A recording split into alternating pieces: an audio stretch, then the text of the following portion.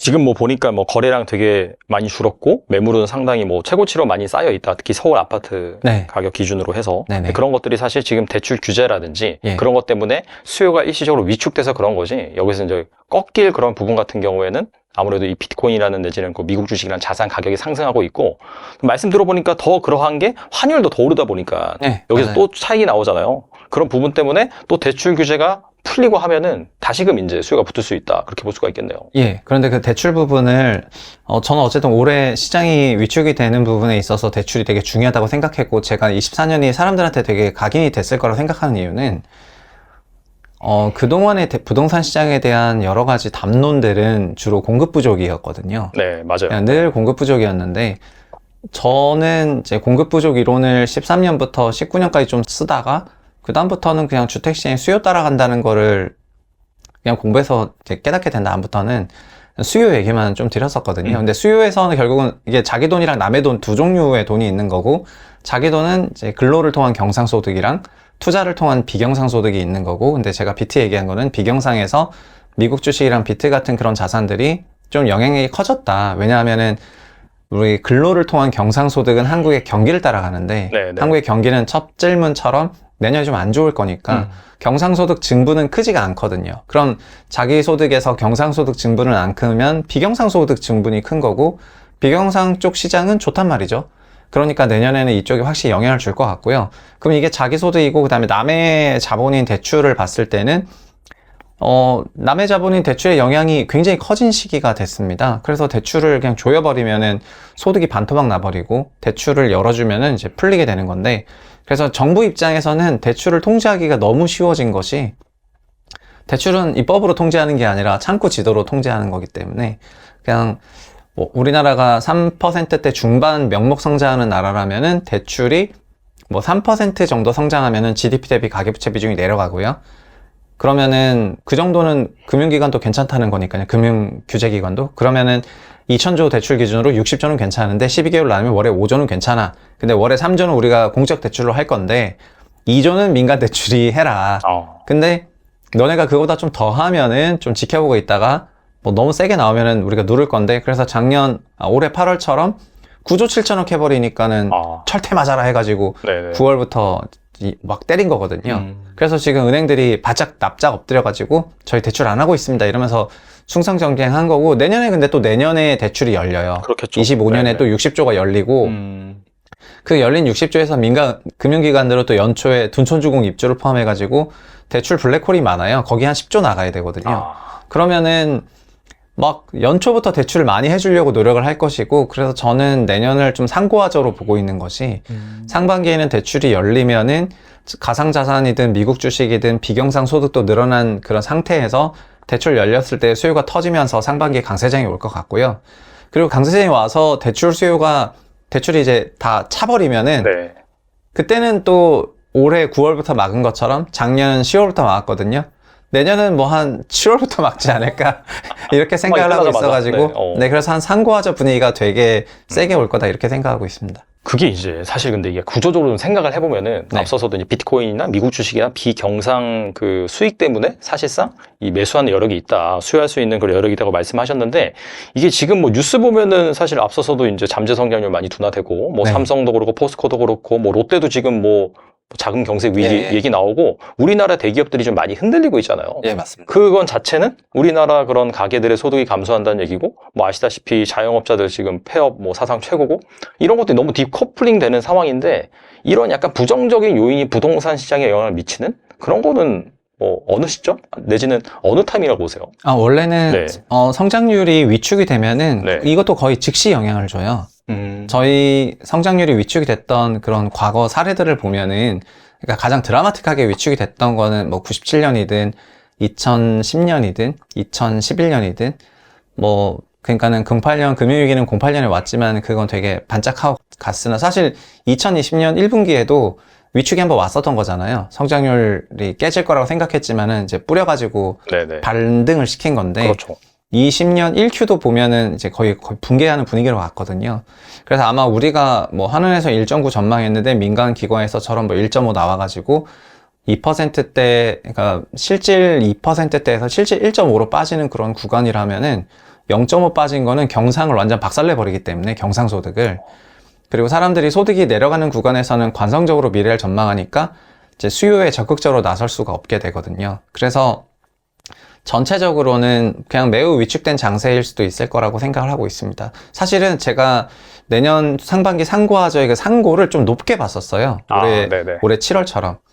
올해 7, 8월처럼 좀 높게 봤었는데 코인이 너무 올라가지고요. 그런데 하는 전망 보고 그 다음에 내년 생각해 보니까는 그냥 경상 쪽 박살이 또 예상보다 세게 박살날 것 같더라고요. 그러니까요. 비경상은 되게 좋은데. 네네. 그래서 매우 혼란스러운 한 해가 될 것 같다. 지금 이렇게 결론 냈습니다. 그러니까 코인 부자들도 적극적으로 집을 살 거고, 그 다음에 고소득, 고연봉의 대기업 직장인들은 또 집을 살려는 마음이 되게 위축이 되면서 사지 않는 그런 시기가 될 것 같아가지고, 종합적으로는 거래량을 포함해가지고 올해 여름 같은 그런 분위기는 안 나올 것 같고요. 그냥 일부 침체 속에서 막 신고가 갱신하는 그런 단지들이 일부 나온다거나 하는 그런 좀 이례적인 패턴으로 갈 걸로 보고 있습니다. 그것조차도 좀 상고하저다 이렇게 생각하고 있습니다. 이 비트코인 가격이 계속해서 오른다라는 그런 가정이 깔려 있는 거잖아요. 내지는 유지라든지. 근데 만약에 코인이 꺾인다라고 하면은 그러면은 그건 정말 코인 붕괴되겠네요. 꺾이면은 그때는 경상 꺾이는 거고 비경상 꺾이는 거니까 그때는 그냥 시장 박살이죠. 붕괴네요, 붕괴죠. 네. 박살이죠, 그러면은. 네. 우리나라 비경상은 원래는 부동산이 제일 컸어요. 네네. 아시겠지만 그래서 부동산은 양도세가 있고 주식은 금투세가 있을 뻔했고 그리고 코인은 가상자산 소득세가 있을 뻔했는데 됐죠. 유예됐죠. 어쨌든 요 세 꼭지가 비경상의 메카거든요. 근데 시장 규모를 보시면은 부동산은 일단 커요. 순수하게 보면은 아파트가 약 4천조 정도 된다고 치면은 부동산 아파트 시장 4천조고 4천조가 이제 시세 따라가는 건데 이게 지수로 환산해 보면은 결국 서울만 높은 거거든요. 서울만 지수가 190에서 140 갔다가 다시 170 온 거고 고점비 10% 빠진 거고요. 다른 데는 지수가 회복을 못했어요. 그러니까 부동산 비경상 부분이 아주 좋진 않죠. 서울만 일부 좋아진 거고요. 근데 주식은 원래 국내 주식인데 국내 주식은 볼 게 없어요. 그냥 계속 내려가고 있기 때문에. 그래서 국내 주식이 비경상으로 도움된 적이 한 번도 없었다가 가끔 도움되는 해가 있었습니다. 좀 지수가 좀 올라가던 때는 도움됐는데 어쨌든 20년부터 미국 주식이고 현재 미국 주식이 1,000억 불 이상이죠. 그러면은 미국 주식에 140조 있다 치고 미 주식이 10% 오른다 치면은 우리 한 14조 원이나 올라가는 거기 때문에 이거는 거의 성장률 1%포인트 올라가는 겁니다. 민간 소득 기준으로. 그러니까는 미 주식이 올라가는 거가 상당히 그 성장률 무너지는 걸 만회하는 거고요. 가상자산도 지금 업비트 같은 데는 거래금이 예수금이 몇십조 안 되는데 30조 뭐 될까 말까 한 것 같은데 가상자산 사업자들 포함해가지고 5억 원 이상 보유한 사람들 작년부터 자진 신고를 받고 있는데 해외 계좌에만 140조 원 있습니다. 해외 계좌요? 예. 그래도 5억 이상 자진 신고자들만 140조 원이고 그러니까 한국이 가상자산 보유하고 있는 규모가 꽤 커요. 그러니까는 이게 만약에 7만 불이랑 9만 불 때 됐다 생각하면은 30% 오른 거니까 그게 벌써 수십조 원 올랐다는 얘기거든요. 그래서 그들은 사업자니까 그거를 처분하진 않겠지만은 가상에서도 규모가 커졌습니다. 그러니까 원래 주택에서 부동산이 4천조니까 제일 컸는데 이 시장은 약간 위축되어 있고 뭐 한 미국 주식이랑 가상자산이랑 합치면은 일단 공표된 것만 해도 거의 300조 원 넘어가는 거에다가 그 다음에 안 된 것까지 합치면은 그리고 미국 주식도 과소계상된 게 요새 해외 주식 많이 하시는 분들 다 CFD로 그 파생으로 거래하십니다. 양도세 때문에. 일반 직접 주식 직접으로 거래하면 22% 내는데 파생으로는 파생 세금이 10%밖에 안 되기 때문에 다 파생으로 거래하는데 이게 현물이 아니어서 안 잡히다 보니까 저희가 과소 계상되는 것 같거든요. 제 주변에 미주식 뭐 빡시게 하는 사람들은 다 CFD를 하는데 그래서 그런 맥락을 보면은 요 시장의 변폭이 성장률을 뭐 감소폭을 커버할 정도로 소득 변폭이 커가지고 영향력이 큰 것 같습니다. 뭐 상고하저다라고 말씀해 주셨어요.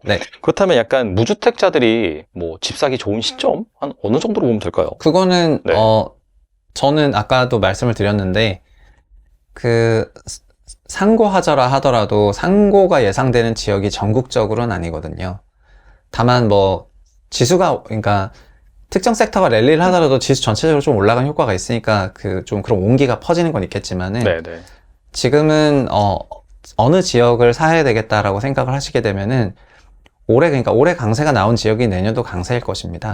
여기에 추가로 몇 개가 더 붙는다면은 일기 신도시 재건축하기로 하면서 이제 선도지구가 지정이 됐는데 뭐 분당을 포함해가지고 이제 분당이 좀 달라붙으면서 노후 재건축에 대한 재건축 기대감이 있는 지역들에서는 강세가 추가적으로 나올 것 같습니다. 어쨌든 신축이 된다는 거고 일기 신도시는 주택 밀집 지역이다 보니까 주택 밀집 지역이 재건축이 연속해서 될 거라는 그런 기대감이 생기게 되면은 분위기는 좀 돌아설 것 같거든요. 그래서 저는 일기에서는 분당 평촌 지역을 포함해가지고 올해 강세가 나왔던 서울을 포함한 이제 지역들이 매매가가 내년에도 상반기에는 강세일 것 같고요. 다만 이런 서울이라 하더라도 올해 약세가 나왔던 지역이 주로 강북권, 그 다음에 주로 강북권으로 통치는 동북이나 서부권은 전체적으로 약세였고 이런 지역들은 내년에도 약세가 이어질 거라고 생각을 하고 있습니다. 그래서 그냥 시장은 좀 많이 양극화가 될 것 같고 지방은 당연히 약세가 지속이 될 거라고 보고 있고요. 네네. 네, 그렇습니다. 그래서 집을 사실 때는 그냥 학군지를 사시라는 말씀을 드리고 싶어요. 학생들 많고 네네. 그래서 소멸이라든가 이런 부분에서부터 좀 자유롭고 사실 소멸이 당장 일어나는 게 아니라 앞으로 3년 이내에 초등학교 없어질 때가 되게 많거든요.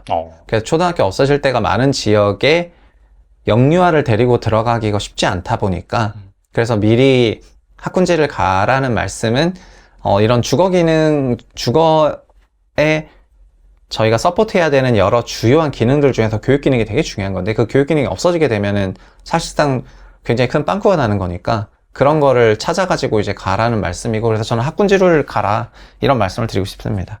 약간 신도시 이런데 이제 학군지가 많이 있잖아요. 그런데 괜찮다고 볼 수 있을까요? 1기 신도시요? 아, 2기 신도시요? 네, 2기 신도시나 뭐 그런데. 저는 신도시 지역과 학군지 밀집 지역은 장기 존속할 거라 생각해가지고 가장 살만하다고 보고 있습니다. 오히려 여기 서울에서도 예를 들면 저만 해도 영등포 그 당산 일대에서 이제 서초동으로 이사를 왔는데 그쪽에 계시는 분들도 그렇고 막 학교들 학생 수가 너무 줄어들다 보니까 이제 막 이사를 좀 가야 되나 이런 생각이 원래 종전부터 거기서 좀 목동으로 학령기 자녀가 생기면은 목동으로 좀 전세를 들어가거나 하는 식이 많았었는데 네네. 지금은 정말 그냥 거의 예외 없이 그런 식으로 많이 가고 있걸랑요. 그래서 아마 다른 지역도 다 비슷할 거라고 생각을 하고 있습니다. 이 안에서도 그런 미세한 변화들이 계속 나오고 있으니까 여튼 학군지가 제일 중요한 것 같다 이런 말씀 드리겠습니다. 앞서서는 S&P 500 말씀하셨는데 네. 뭐 이런 컨텐츠 되게 많아요. 뭐 1988년부터 2021년까지 매달 한 50만 원씩 33년 정도 사면은 한 원금이 2억인데 뭐 약간 복리 수익률 감안하면 16억이 된다. 네. 그래서 이런 계산법으로 한 30년 정도 S&P 500을 꾸준히 사모으면은 뭐 노후 준비 잘 될 수 있을까요? 그럼요. 현재 S&P는 장기 연유라는 제 10% 연 10% 일들을 주는데 7년 정도면 더블 난다는 얘기여가지고요. 그래서 7년 더블이라면은 7, 14, 20, 21년이면 8배니까 네네. 지금 만약에 3억 원을 넣어두면은 20년 후에 현재 40대가 3억을 넣어서 20년이 지나면은 그게 8배가 올라서 24억이 된다는 거니까 노후 준비가 되죠. 사실은 미국인들도 그래서 퇴직연금에 넣어둔 자금이 이제 퇴직연금 일드가 높다 보니까 노후 준비가 되면서 40대 조기 은퇴도 나오는 거거든요. 그래서 그리고 노후에 대한 걱정이 없다 보니까 그냥 잔디 깎는 게 걱정인 거죠. 그냥 잔디 깎고 야구하고 저희는 노후 준비가 안 되니까 네. 일상적인 생활이 걱정이 아니라 네. 오지 않은 20년 후에 노후가 걱정이어가지고 소비를 못하고 아껴 써야 되는 거고요. 그래서 저는 연금적인 사고방식으로 지수 투자를 장기적으로 하게 되면은 장기적으로만 해도 그렇지만 지금 묻어둬도 어느 정도 된다고 생각합니다. 다만 뭐 S&P가 만능 열쇠는 아니기 때문에 뭐 분산하셔도 됐고 그리고 나스닥으로 분산하겠다 그러면 나스닥 ETF를 좀 섞으셔도 상관이 없고 그리고 일본 섞겠다 뭐 상관없습니다. 사실은 이런 걸 하기 전에 본인 퇴직연금부터 DC로 바꾸고 DC로 바꾼 거를 이제 운용을 하시면서 퇴직연금이 어떻게 되는지 한번 보시면 좋겠다 이런 말씀을 드리겠고요. 그리고 제 해외 자산 비중을 점진적으로 늘려나가는 그런 걸 할 필요가 있다고 생각을 합니다. 근데 그런 부분에서 S&P는 제일 좋은 것 같고요. 그게 S&P가 아니라 뭐 일부 다른 주식이 될 수도 있고 배당주가 될 수도 있고 뭐 장르는 다양하지만은 그런 사고관이 되게 필요한 것 같습니다. 이렇게 투자를 잘 해서 정말 16억이 된다라고 하면은 노후에 월 한 생활비 한 300만 원? 네. 그 정도는 충분히 감당할 수 있겠네요. 아무 문제 없죠. 그래서 솔직히 말하면 정말 아무 문제가 없어요. 저는 그래가지고 우리나라 사람들이 돈이 없는 게 아니걸랑요. 네. 한국인들은 돈이 많습니다. 왜냐면 안 쓰고 모았기 때문이죠. 저희가 정말 소비 많이 안 하기로 유명한, 그러니까 GDP에서도 민간 소비 비중이 낮잖아요. 이제 과거에는 막 네네. 50% 중후반이었는데 지금 막 50개 하고 내려가고 막 이러고 있으니까 GDP의 민간 소비 비중이 낮을 정도로 소비를 많이 안 하는데 그 안 하는 거 가지고 다 그냥 부동산 쌓아놓는 거걸랑요. 네, 근데 그거를 잘 활용하시면은 본인 노후는 별로 걱정 없습니다. 별로 걱정 없다고 저는 이렇게 생각하고요. 그래서 자꾸 막 집 더 사야 되고 그게 노후 멸망하는 길일 수도 있습니다.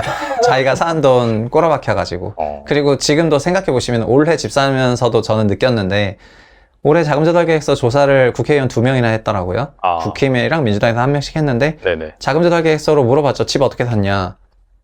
재작년에는 미국 주식 팔아서 집 샀다 5%밖에 응답을 안 했는데 네. 올해는 미국 주식 팔아서 집 샀다 17%입니다. 30대 이상에서. 와.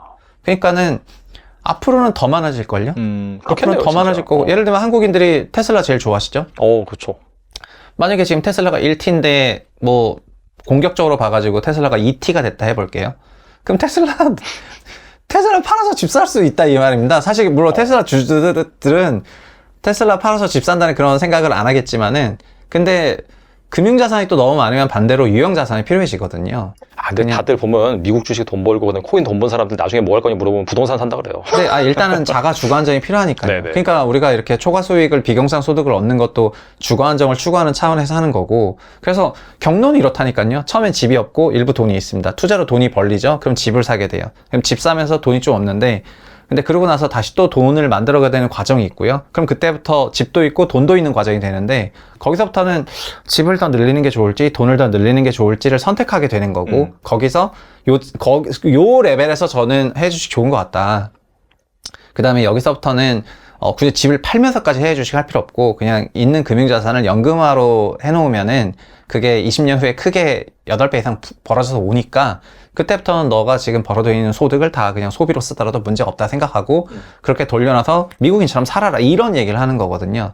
근데 이거를 그러니까 본인 자산 상태랑 주택 상태에 따라서 받아들이는 사람이 다를 건데 집도 없고 돈도 없는 사람이 받아들인 거랑 집은 있고 돈 없는 사람, 돈은 있고 집이 없는 사람 다 다를 거라 생각을 하고요. 뭐 결과적으로 경험해보면 다 이런 식으로 가더라고요. 제 주변에도 전체적으로 그렇고. 근데 여기서 집이랑 돈이 있었는데 이걸 집 두 채로 하게 되는 순간부터는 집을 계속 늘리는 방향으로 가게 되는데 그럼 저는 괴물이 된다고 생각을 해요. 집을 계속 늘리면서 다른 더 좋은 자산을 바라보지 못하고 집에 과몰입된다고 생각을 하고요. 그래서 부동산은 자가 한 채면 충분하다. 뭐 그런 생각이고 거기서부터는 다 그냥 제 금융자산으로 돌려라 이렇게 말씀드리고 싶습니다.